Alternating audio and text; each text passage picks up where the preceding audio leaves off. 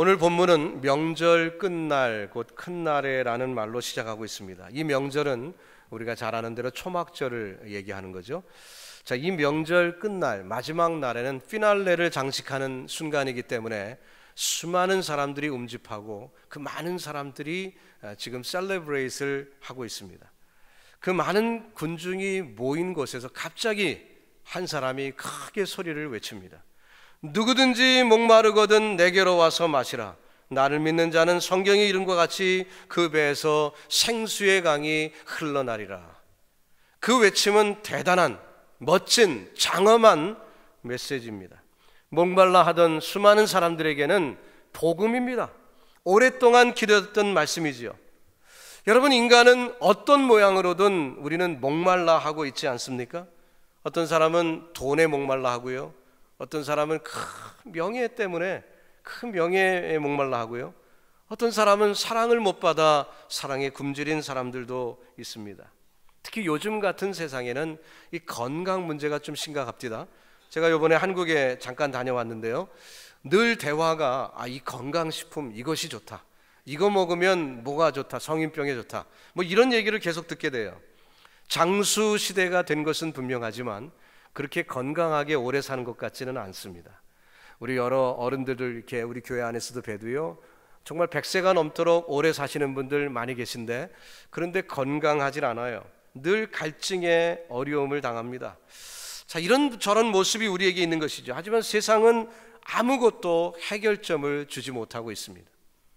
그저 전도서 기자가 말한 것처럼 모든 것이 헛되니 다 헛되다라고 말할 수밖에 없는 것이죠. 어떤 재력가가 한 번은 호기심에 신문 광고를 이런 광고를 냈습니다. 누구든지 자기 삶에 만족스럽고 그렇게 해서 그것을 증명할 수 있는 사람에게는 돈 10,000불을 주겠다, 이렇게 광고를 냈어요. 날짜가 됐습니다. 그 날짜가 되니까 그 집에 많은 사람들이 이게 찾아왔대요. 그래서 그분들한테 질문을 합니다. 어떻게 당신은 만족스러운 삶을 삽니까? 이렇게 물었을 때 어떤 사람은 나는 잡이 참 좋습니다. 제가 가진 잡은 기가 막힌 잡입니다. 뭐 은퇴 다 준비되어 있고요, 베케이션들 다닐 수 있고, 이 제 잡 때문에 저는 참 만족스러운 삶을 삽니다 라고 자랑을 합니다. 또 어떤 사람은 자기 아내 자랑을 해요. 그래갖고 제 아내로 말할 것 같으면은 뭐 현모양처고 뭐 하면서 열심히 자랑을 합니다. 세상에 부러울 것이 없대요. 또 어떤 사람은 공부를 많이 한 것을 자랑합니다. 그래서 지식이 많기 때문에 자기는 부러울 게 하나도 없다라고 그렇게 얘기를 합니다. 근데 결국 이 10,000불을 가져간 사람이 단 한 명도 없어요. 왜냐하면 마지막 질문에 답을 못 해갖고 결국은 아무도 못 가져갔대요. 근데 이 마지막 질문이 뭐냐면은, 그렇게 만족스럽다면, 그렇게 만족스럽게 살고 있다면 왜 10,000불 때문에 여기 오셨습니까? 그런 질문이었어요. 사실 모든 것이 만족스럽다면 굳이 10,000불 받기 위해서 거기까지 올 필요가 없잖아요. 그게 모순이라는 것입니다. 만족스럽다고 말은 하지만 실상은 만족이 없는 거예요. 뭔가 부족한 거죠. 그렇기 때문에 또 새로운 것을 찾아 나서는 것이 우리 인간의 모습이라는 것입니다. 여러분, 갈증의 원인이 무엇일까요? 뭐가 모자라기 때문에 갈증이 있는 것일까요? 그렇지 않습니다. 사실 본질적으로 찾아보면은 뭐가 모자라기 때문이 아니라 죄로 부패한 인성, 우리 인간이 죄로 부패하여 이 욕심이라는 것이 있기 때문에 우리는 만족을 하지 못하는 거지요. 쌓고 또 쌓아도 만족하지 못하고 즐기고 또 즐겨도 만족하지 못합니다. 이제 아무런 능력이 없음을 깨닫는 순간이 오지요.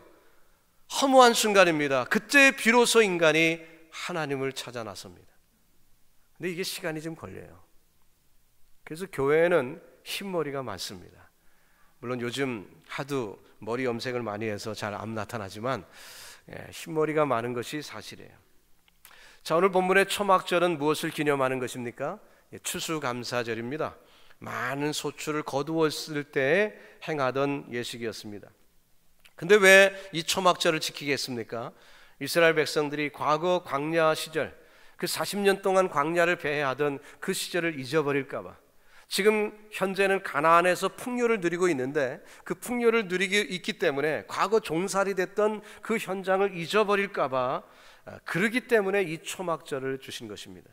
가나안에 정착해서 소출을 거두고 그것을 나눌 때 이 모든 것이 내 능력으로 된 것이 아니라 하나님이 주신 것이라는 고백을 주님께서는 원하셨기 때문에 이 절기를 주신 것입니다. 가장 기뻐할 수 있는 추수감사절, 그러나 그들은 가장 불편한 텐트 생활을 하면서 하나님의 인도하심을 기억하게 된 것입니다. 그 조건, 지금 풍요를 누리고 있는 그 모든 근거가 바로 자신의 능력이나 자신의 땀방울이 아니라 하나님이 주신 것을 기억하게 하는 것이죠. 사실 이스라엘 백성들, 그 출애굽한 이스라엘 백성들 광야 생활을 할 때 가장 필요했던 것이 무엇입니까? 물이 필요했겠죠. 목말라 합니다. 물이 없는 광야입니다. 그렇기 때문에 목을 적시지 않으면 그들은 곧 죽을 것 같은 그런 환경이 되었습니다. 물이 없어 가난 그들에게 하나님께서 은혜를 베푸셨습니다. 모세에게 명하셔서 반석에서 생수를 쏟아내게 하셨습니다. 그래서 그 생수로 그들이 목을 축이며 생명을 연장시킨 적이 있습니다. 그래서 이 유월절, 유대인들은 초막절이 오면은 그 명절 마지막 때 이런 예식을 행했습니다. 오늘 본문에 나오지 않지만 유대 문헌들을 찾아보면 그 당시에 이런 일이 있었다고 합니다. 제사장이 실로암 연못에 갑니다.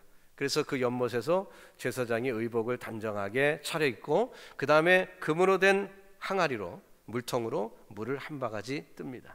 그리고 그것을 다시 제단으로 가지고 와요.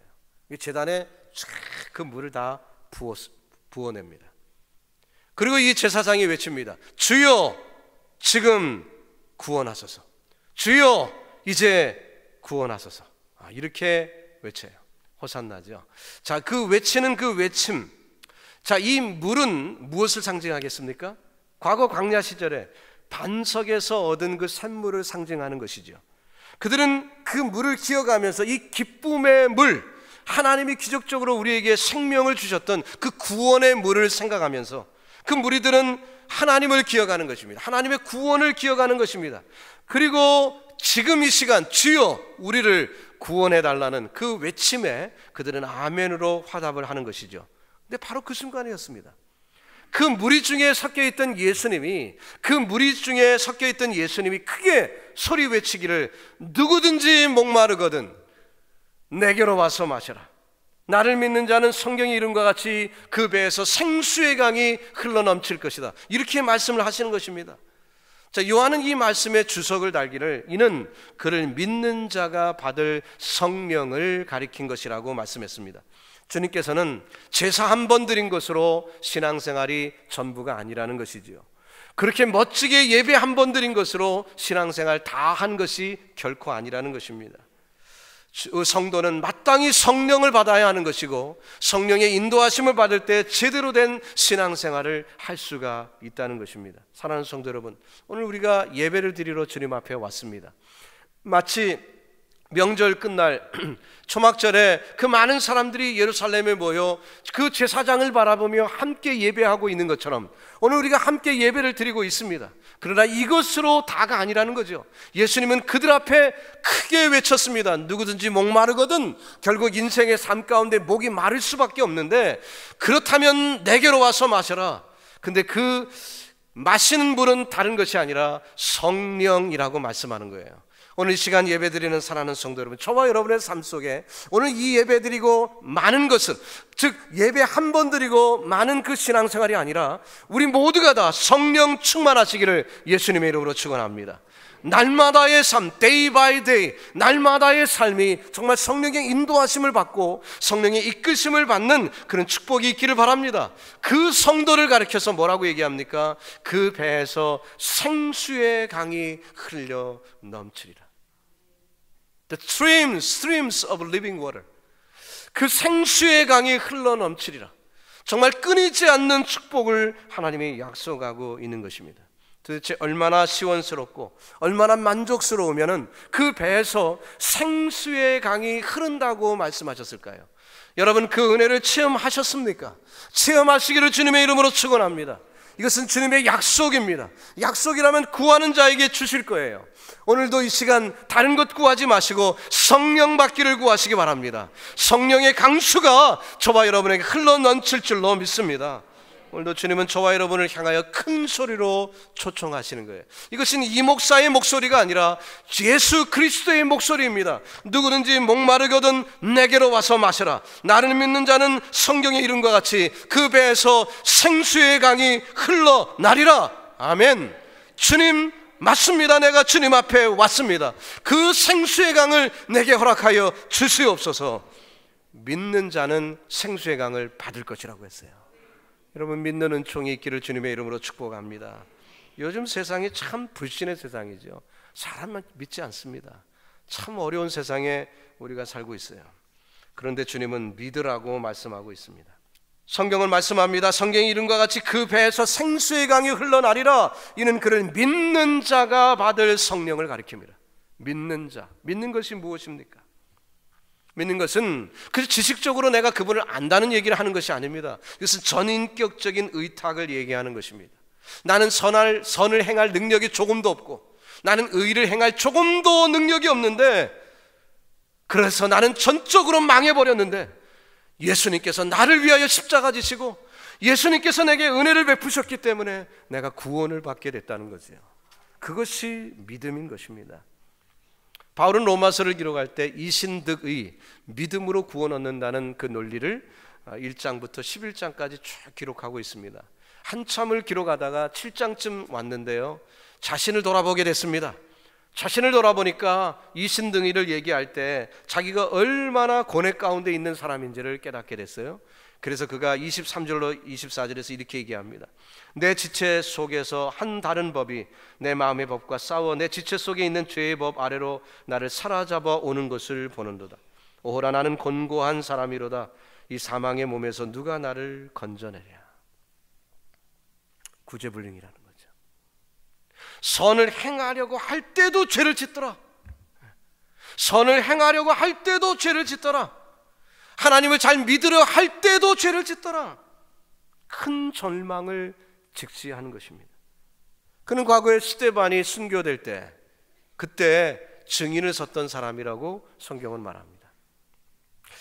성경이 기록되지 않은 그런 문헌들을 살펴보면 그런 현장에서 돌을 들어 쳐 죽이는 그 현장에서 증인을 선다는 것이 무엇인가, 이런 것들을 알아낼 수가 있어요. 그래서 알아보니까 어떤 의미가 있냐면은, 누구를 사형에 처하고 돌을 들어 칠 때 증인을 섰다는 얘기는 무슨 뜻이냐면, 돌을 제일 먼저 던진 사람이 증인을 서게 돼 있대요. 돌을 제일 먼저 던진 사람이 증인을 서게 돼 있다는 얘기는 무슨 얘기입니까? 바울이 스데반에게 돌을 제일 먼저 던진 장본인이라는 거예요. 사람들이 둘러싸여 있습니다. 스데반이 복음을 전합니다. 하늘을 우러러보면 얼굴이 환해져 있습니다. 그 모습을 본 사람들이 불편해합니다. 분기가 충전합니다. 우리가 예수를 죽였다고 하면서 돌을 들기 시작합니다. 던지고 싶은데 못 던져요, 웬만한 사람. 여러분 생각해 보십시오. 누가 그걸 던질 수 있겠어요? 화는 나면 죽이고 싶은 마음이 있는데 진짜 죽이는 것은 쉽지 않은 일이에요. 그래서 그들이 돌을 들기는 들었는데 던지지 못하고 있습니다. 비겁하게 다들 숨어 있습니다. 그때 용기를 낸 사람이 바울이에요. 그는 확신에 찼습니다. 스데반, 저놈은 죽어 마땅해. 그는 하나님을 위한다고 생각하며 돌을 들어 확신에 찼으니까 제일 먼저 던졌어요. 그러니까 남들도 따라 던진 거죠. 그가 증인이 되었습니다. 후일 다메섹에서 똑같은 일을 행하려 가는 도중에 그가 예수님을 만납니다. 환한 대낮이었지만 태양보다도 강한 빛이 쪼이며 나타나신 주님의 음성은, 사울아 사울아 내가 어찌하여 나를 핍박하느냐. 주여 느시니까 나는 내가 핍박하는 예수라. 송두리째 무너졌습니다. 충격을 받았습니다. 자기가 하나님을 핍박한 것이었습니다. 자신은 자신 있게 돌을 들어 스데반을 향하여 던졌지만 바로 그것이 하나님을 향한 돌팔매질이었어요. 그것을 깨달았을 때 바울의 심정이 어떻겠습니까? 그는 철저히 회개를 했고, 자기가 그래도 뭔가 의로운 삶을 살려고 했고 하나님을 위하여 산다고 했고 이단인 줄 알았던 그 무리들을 정죄한다고 생각하였으나 막상 그가 돌을 들어 던진 것은 하나님의 얼굴이었습니다. 그는 철저히 회개하지 않을 수가 없었어요. 여러분, 저와 여러분이 회개한답시고 회개했지만 바울만큼 회개한 사람이 있을까요? 바울만큼 철저히 죄를 뉘우치며 회개한 사람이 우리 중에 있을까요? 바울은 회개하려고 노력하면 할수록 절망은 더 컸습니다. 왜냐하면 자기에게는 선할 수 있는 능력이 눈꼽만큼도 없었기 때문에. 과거에 하나님을 위하여 한답시고 한 것이 하나님을 향하여 돌을 던진 현장을 자기가 뉘우쳐는 그 순간 그는 완전히 항복할 수밖에 없었습니다. 입으로만 아니라 온몸으로 항복합니다. 그러므로 로마서 7장 25절에 바로 이어서 말하기를 우리 주 예수 그리스도로 말미암아 하나님께 감사하리로다. 오직 주님이 하셨다는 것입니다. 나는 곤고한 사람이고 나는 멸망당하여 마땅한 사람이지만 하나님이 나를 구원하셨습니다. 오직 하나님이 하셨습니다. 그러기에 하나님께 감사와 찬송을 돌리는 것입니다. 이렇게 그리스도를 자신의 구주로 영접하는 것을 믿는다고 얘기하는 거예요. 여러분과 제가 예수를 믿는다, 나 교회 다닙니다, 예수 믿습니다, 그 믿는다는 의미가 도대체 무엇이었습니까? 주일마다 성경책 먼지에 떨고 주일날 가지고 오고 1시간 예배 드리면 그게 예수 믿는 건가요? 오늘 이 초막절의 마지막 때에 벌어진 이 사건은 그것으로 충분하지 않다고 주님은 말씀하십니다. 혹시 여러분의 열심이, 종교적인 열심이 혹시 하나님을 향하여 돌팔매질 하고 있지는 않았습니까? 저는 목회 현장에서 부교육자 시절에, 전도사 시절에요, 제가 처음으로 섬기던 교회가 분규 사태가 있었어요. 그래갖고 원로 목사님하고 이제 막 담임 되시는 분하고 막 다투는데 당회가 딱 두 쪽으로 나뉘어갖고 싸우는데요. 와, 가관이었어요, 가관. 그 교회는 그때도 300명인데 지금도 300명이에요. 옆에 뭐 빌딩들 막 들어서고 고층 아파트가 들어섰는데요, 하나도 부응이 안 됐어요. 이 싸우는 스피릿, 사도 바울이 사울이었을 때의 스피릿, 이거 위험한 것입니다. 저는 제가 어린 시절에 그 모습을 목격하면서 목회를 그만두려고 했어요.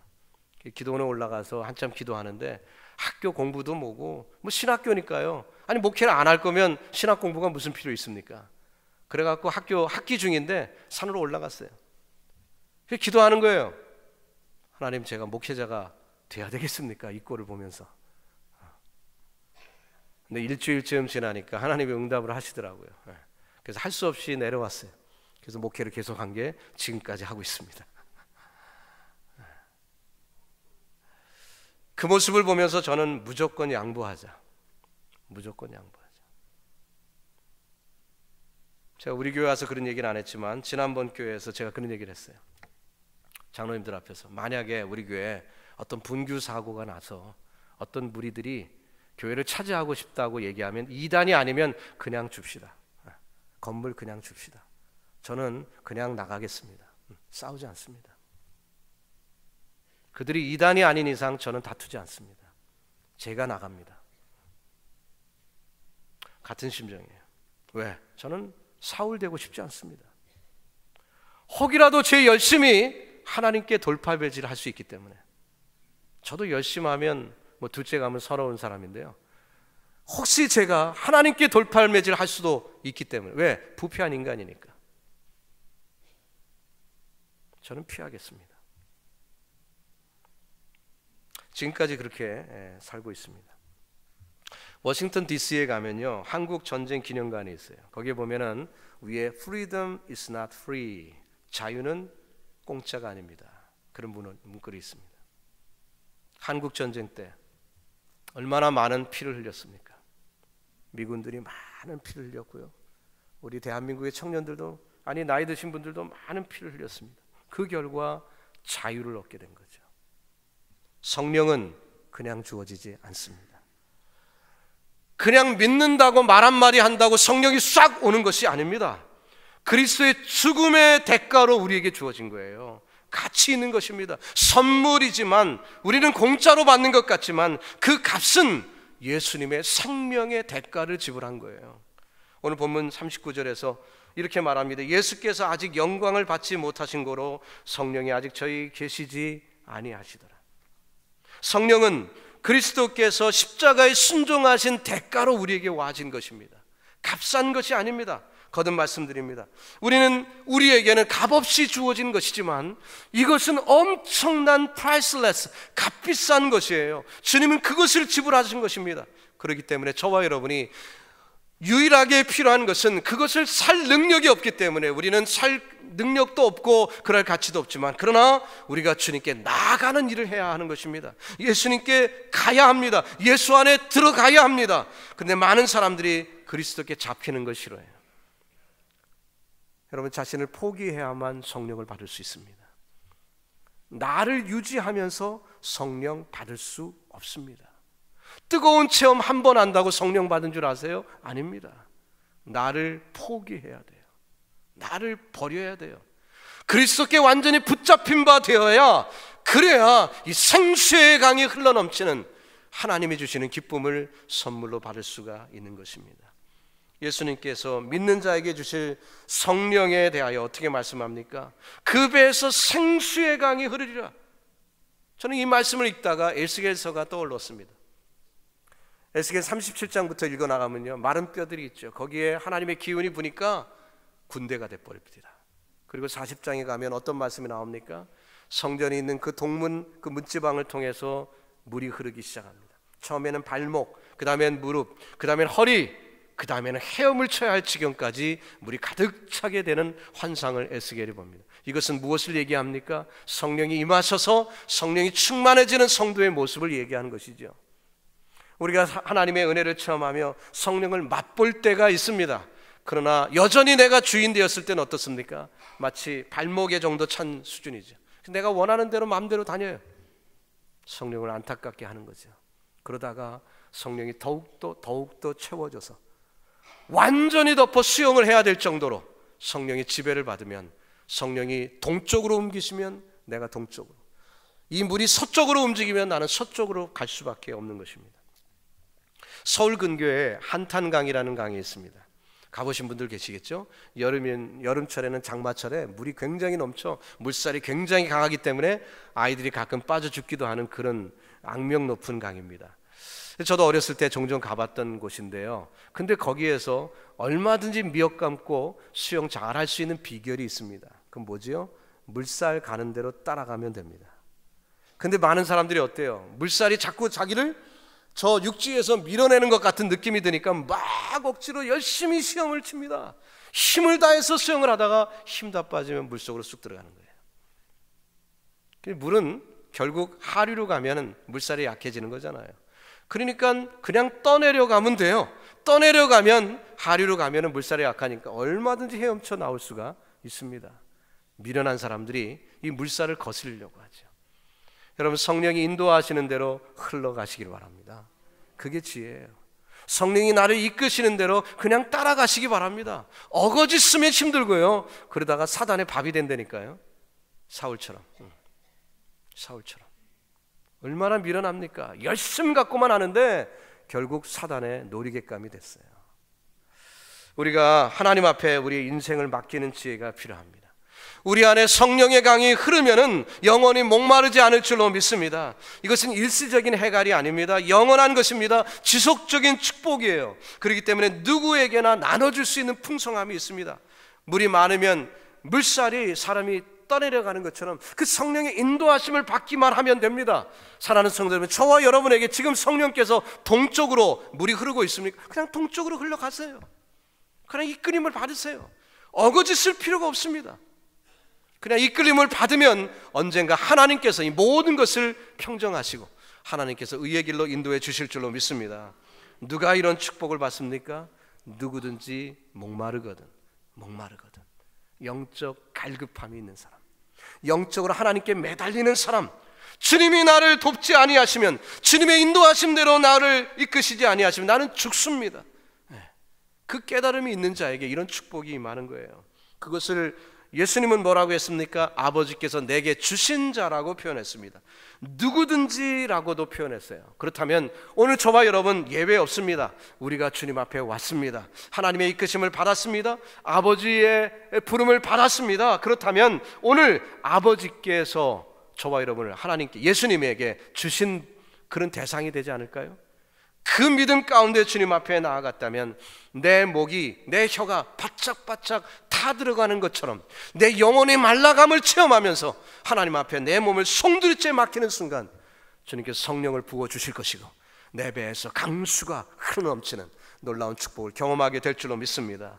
이제 말씀을 마감합니다. 유월절이 없이 초막절은 있을 수 없습니다. 예수님의 십자가 없이 우리에게 성령의 충만은 없습니다. 우리가 주님께 나온 것 자체가 이 초막절이 임한 것이고, 성경이 확인하고자 하는 것은 이것은 내가 뿌리를 내리고 내가 씨를 뿌리고 하는 그 결과가 아니라 모든 것은 하나님이 하셨다는 거죠. 하나님이 하셨다는 것입니다. 그러게 주님 앞에 나오신 저와 여러분은 내가 하나님 자녀 되기 위해서 노력할 필요가 없어요. 자녀답기 위해 노력해야 합니다. 이것은 질적으로 다른 거예요. 하나님의 자녀 되기 위해, 다시 말해 신자 되기 위해 노력하는 것은 의미 없어요. 중요한 것은 내가 신자답기 위해 노력하는 거예요. 하나님의 아들다운 모습을 갖추는 것이지요. 오늘 주님 앞에 왔습니다. 주님의 자녀가 되기 위해서인가요? 아닙니다.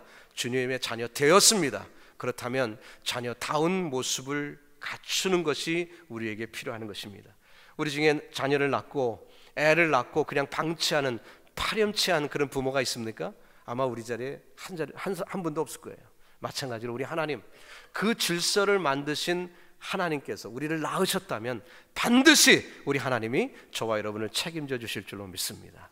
그 하나님 의지하시고 주님께 맡기시기 바랍니다. 성령의 인도하심을 받을 때 하나님이 내 배에서, 환경은 여전히 힘들고 어려워도 하나님께서 내 배에서 생수의 강이 흘러넘치는 놀라운 기쁨으로 채워주실 줄로 믿습니다.